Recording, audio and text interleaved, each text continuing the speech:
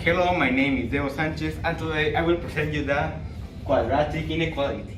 Before we start, the team is made of Diego Sanchez, Diego Paz, Humberto Orozco, and Cesar Leal.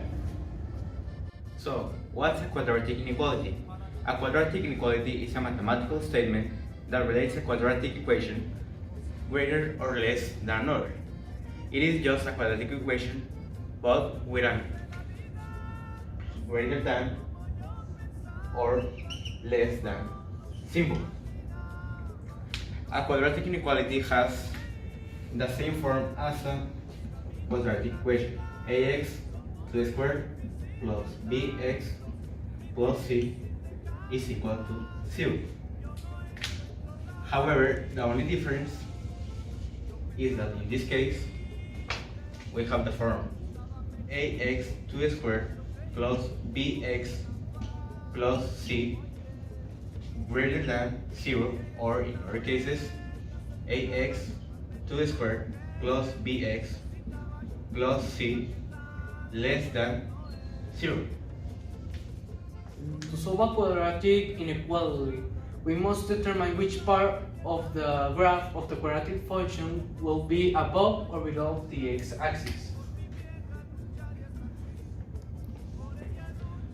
Then the inequality can be solved using a graph to determine where the function is positive or negative.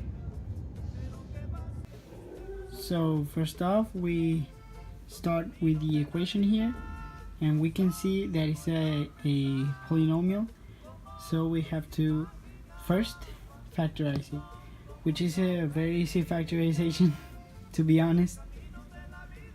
Now, to get the x-intercepts, we have to equal what's inside the parentheses to 0, so we have it here. Now we just get the result. We let alone the x, and we get -1, and -1 in the other one because they are the same. Now these are x-intercepts, but you may notice they are the same one.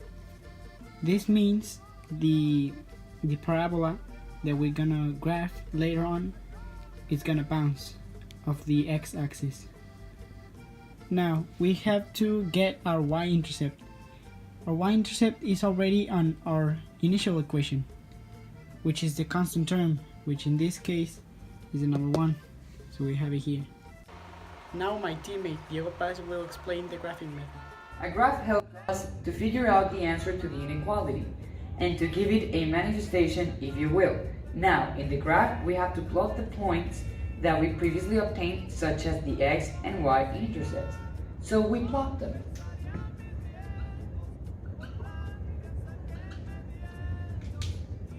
Now that we have put those points in the graph, we can make us an idea of how the graph would look like. For example, like this. And that is how our graph would look like. What I forgot to tell you is that the line must be a pointed line because it is just greater than, not greater or equal to, because if it is greater or equal to, the line must be like this.